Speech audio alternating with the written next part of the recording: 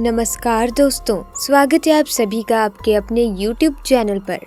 दोस्तों, प्राचीन काल से ही प्रचलित है कि एक ऐसी नागिन होती है जो कि इच्छाधारी होती है, अर्थात उनके पास ऐसी शक्तियां होती हैं जिससे वो किसी का भी रूप धारण कर सकती हैं। दोस्तों, वीडियो को शुरू करने से पहले जो भी महादेव के परम भक्त हैं वो पूरी श्रद्धा से सच्चे मन से ज़रूर लिखें कमेंट बॉक्स में हर हर महादेव, ताकि भगवान शिव की कृपा आप पर और आपके परिवार पर सदैव बनी रहे।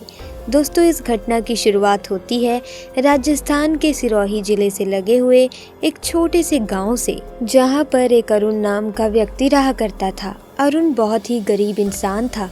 उसके पास कुछ गायें थी और कुछ बकरियां भी थी।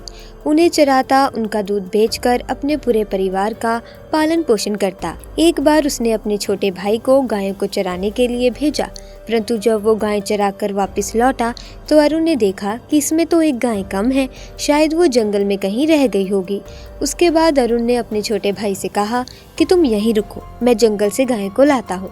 जब वो बीच जंगल में पहुंचा तब उसने देखा कि सामने पेड़ के नीचे एक गड्ढे में बहुत ही चमकीली चीज चमक रही है। तो उसने सोचा कि ये कोई बेशकीमती हीरा होगा। उसने नीचे से एक लकड़ी उठाई और उस लकड़ी से उस चमकीली चीज को हिलाने लगा, परंतु उसको बिल्कुल भी इस बात का अंदाजा नहीं था कि वो चमकीली चीज इच्छाधारी नागिन की नागमणि थी। उसकी लकड़ी से थोड़ा हिलाने के बावजूद जब वो चमकीली चीज बाहर नहीं आई तो उसने 2-4 बार लकड़ी से उस पर वार कर दिया, जिससे वहां मौजूद इच्छाधारी नाग के सर पर चोट लग गई और वो उसी समय वहां पर मर गया। जब अरुण को ये समझ आया कि ये नागमणि है और उसने इच्छाधारी नाग को मार दिया है तो उसके पैरों तले जमीन ही खिसक गई। वो बहुत ही ज्यादा डर गया। उसने उस नाग को हिलाकर देखा कि क्या वो सच में मर गया है। दोस्तों, वो वाकई में मर चुका था। अरुण ने उस नागमणि को अपनी जेब में डाला और भागकर अपने घर की ओर आया और उसने अपने घर में किसी को भी उस नागमणि के बारे में कुछ नहीं बताया। फिर उसने नागमणि को अपने हाथ में लिया और एक इच्छा जाहिर की कि जो मेरी गाय जंगल में खो गई है वो तुरंत ही मेरे पास वापस आ जाए, और अगले ही पल वो गाय उसके दरवाजे पर आ चुकी थी। ऐसे में अरुण बड़ा ही खुश हो रहा था, मानो जैसे उसकी जिंदगी पूरी तरह से बदल चुकी हो। वो सब कुछ पालेगा जो पाना चाहता है। परंतु दूसरी ओर इच्छाधारी नागिन ने नाग को मरा हुआ देखा तो वो गुस्से में आग बबूला हो गई। उसने अपने नाग की आंखों में उस कातिल का चेहरा भी देख लिया था। दरअसल अरुण ने बहुत बड़ी गलती कर दी थी कि इच्छाधारी नाग को वहां पर जलाया नहीं, उसे ऐसे ही वहां पर छोड़कर आ गया था, और उसकी यही गलतियां वजह बनने वाली थी उसकी बहुत बड़ी बर्बादी की। धीरे धीरे अरुण ने नागमणि की सहायता से सारे सुखों को हासिल कर लिया और बड़े ही ऐशो आराम से अपनी जिंदगी जीने लगा। उधर इच्छाधारी नागिन अपने नाग की हत्या का बदला लेने के लिए बहुत तड़प रही थी, परंतु जब तक अरुण के पास वो नागमणि थी तब तक वो उसको मार नहीं सकती थी।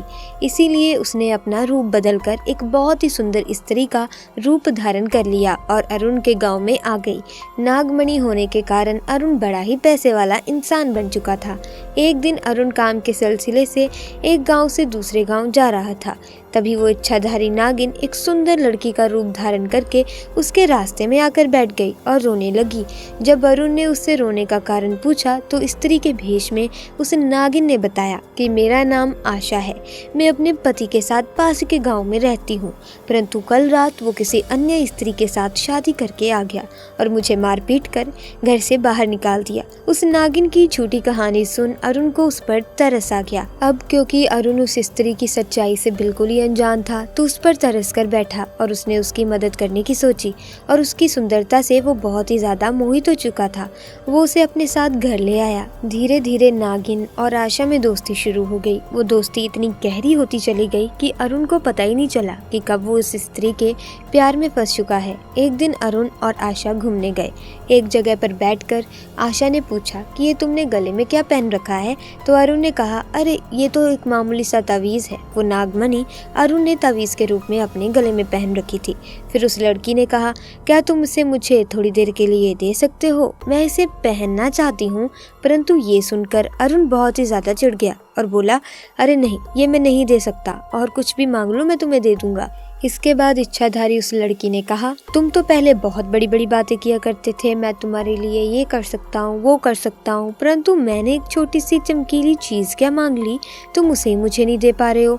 इसके बाद अरुण ने कहा, ठीक है, परंतु कुछ ही देर इसे पहनकर मुझे वापस कर देना। और अरुण ने उस चमकीली चीज को गले से निकालकर उस लड़की के हाथों में दे दिया। और जैसे ही नागमणि इच्छाधारी नागिन के हाथ में आई तो उसका स्वरूप भी बड़ा भयंकर और विशाल हो गया, जिसे देखकर अरुण कांपने लगा और इच्छाधारी नागिन ने उसे डस डस कर मार डाला और अपने नाग की हत्या का पूरा बदला ले लिया। दोस्तों, आप भी ध्यान रखिएगा कि नाग नागिन या किसी जीव जंतु पर वार नहीं करना चाहिए, क्योंकि हमारी छोटी सी गलती का हर्जाना बहुत बड़े रूप में हमें अपनी ज़िंदगी में भुगतना पड़ सकता है, तो हमेशा सतर्क रहें।